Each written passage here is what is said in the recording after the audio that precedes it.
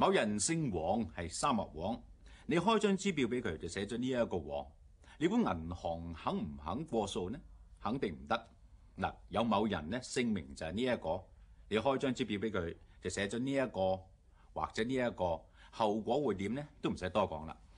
Janet 只能夠讀 Janet 或者 Janet， 絕對唔可以講 Janet。